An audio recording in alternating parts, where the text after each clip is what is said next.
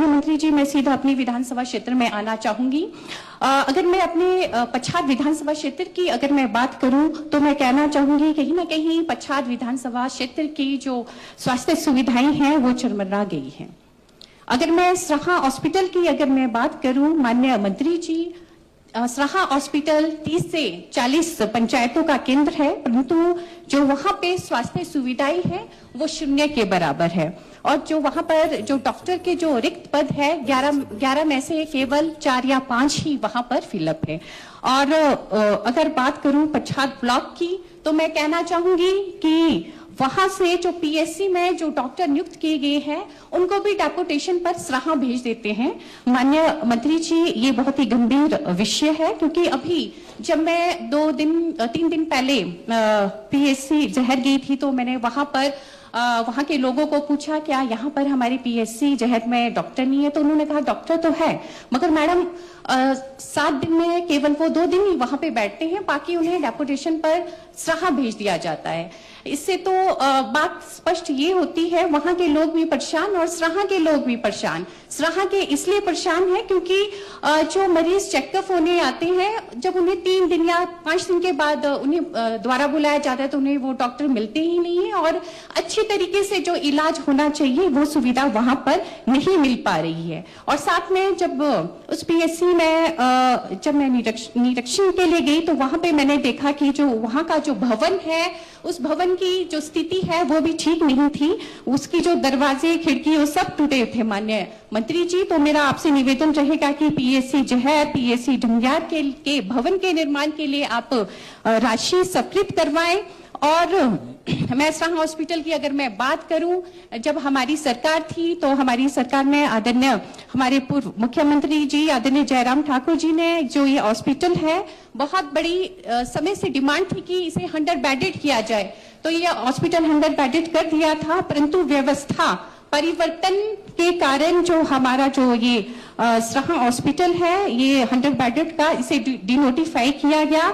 तो मेरा माननीय मंत्री जी आपसे निवेदन रहेगा कि उसे पुनः 100 बेडेड किया जाए और साथ में वहां पर अल्ट्रासाउंड मशीन की भी व्यवस्था वहां पर की जाए, क्योंकि वहां पे जो गर्भवती महिलाएं हैं उन्हें इतनी मुश्किल वहां पर ऐसी है, या तो उन्हें सोलन जाना पड़ता है या फिर शिमला जाना पड़ता है। कहीं ना कहीं अगर ये जो 100 बेडेड है आपने इसे डिनोटिफाई नहीं किया होता तो आज बहुत अच्छी सुविधा वहां पर सराहा में हमें मिलती। तो इस विषय में आप जरूर माननीय मंत्री जी स्पष्ट करें। और साथ में सभापति महोदय जी आपके माध्यम से मैं माननीय मंत्री जी को कहना चाहूंगी कि जिस प्रकार आपने कहा था कि हर विधानसभा में आदर्श संस्थान खुलने हैं, तो मैं पूछना चाहूंगी हमारे पच्छाद में कब खुल रहा है? कभी जो सुनने में आता है, कभी आपने यहाँ पर खड़े होकर स्पष्ट रूप से मुझे कहा था कि नारग में जो आदर्श संस्थान हम खोलेंगे।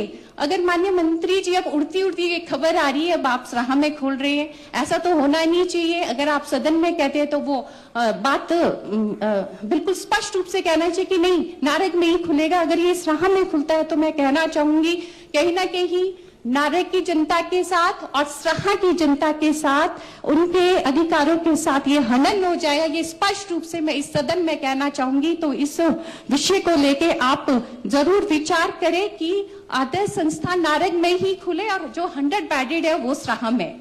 ये स्पष्ट आप इस सदन में आज ही यहाँ पर उत्तर में कर दें। और साथ में माननीय मंत्री जी मैं कहना चाहूंगी कि अगर मैं राजगढ़ अस्पताल की अगर मैं बात करूं, ये भी हमारे 30 से 40 पंचायतों का केंद्र है और रेणुका विधानसभा के लोग भी यहीं पर आते हैं। मगर यहाँ की अगर हम परिस्थितियों की अगर हम बात करें, जब हमारी सरकार थी, जब आदरणीय जयराम ठाकुर जी जब हमारे मुख्यमंत्री जी थे, तो वहां कम से कम 17 से 18 डॉक्टर वहां उस समय पोस्टेड थे। आज की परिस्थिति ऐसी है कि 4 से 5 डॉक्टर वहां पर नहीं है। और जो काफी लंबे समय से जो डिमांड थी ब्लड बैंक की वहां पर होना चाहिए, मैं काफी समय से जब भी मैं सदन में बात रखती हूँ तो रखती हूँ कि वहां पे व्यवस्था होनी चाहिए। कितनी बारी विभाग को हॉस्पिटल के माध्यम से लिखित रूप में भी आपको जानकारी भेजी है। और साथ में एक बहुत बड़ी जो समस्या थी वहां पर अल्ट्रासाउंड हमारी मशीन जो कि 8 या 9 महीनों से वहां पर माननीय मंत्री जी खराब थी। कई बार विभाग के माध्यम से सूचना भी की गई थी, मगर उस पे कोई भी कार्य नहीं हुआ। मजबूरन मुझे कंपनी में खुद फोन मुझे करना पड़ा, क्योंकि वहां पे ऐसा कहा गया जिस सरकार ने दिया था वही ठीक करवाएंगे। ये तो कोई बात सही नहीं लगती, मगर फिर भी फोन किया, अल्ट्रासाउंड मशीन अब ठीक हो गई है।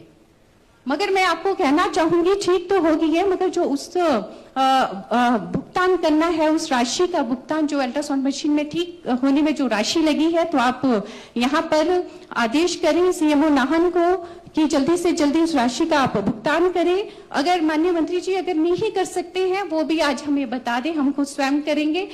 ये बात भी मैं आपको इस सदन में कहना चाहती थी। और कहीं ना कहीं इतने लंबे समय से अल्ट्रासाउंड मशीन अगर खराब है तो ये विभाग की लापरवाही है। तो इस चीजों को माननीय मंत्री जी आपको स्वयं देखना पड़ेगा। और साथ में अगर मैं सब सेंटर की अगर मैं बात करूं तो हमारे पास भुजल, जलदोल टपरोली, 980, बिहाना घाट, कोठिया जाजर, जहर, सुरमौरी मंदिर, मड़ी घाट, काठली, वासनी, सरसू, देवल टिकरी, डंग्यार, डिंगर किन्नर, नया गांव, नेरी नौ, शाड़िया, ये इतने सब सेंटर हमारे पास यहाँ पे है माननीय मंत्री जी, जहाँ पे बड़े बड़े ताले लटके हैं। यहाँ पर कोई भी किसी भी प्रकार की स्वास्थ्य सुविधा नहीं है।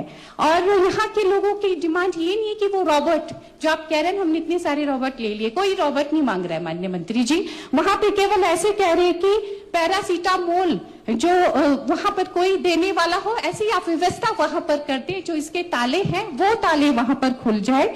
तो मेरा माननीय मंत्री जी से निवेदन रहेगा कि आप इस विषय में जरूर सोचें। ना तो एक बात मैं जरूर माननीय मंत्री जी यहाँ पर कहना चाहूंगी, अगर इन विषय को लेकर आपने कड़ा संज्ञान नहीं लिया तो जनता आपसे जरूर पूछेगी क्या किया, अभी क्या किया, इन 4 सालों में क्या किया। ऐसा नहीं, बात नहीं आनी चाहिए।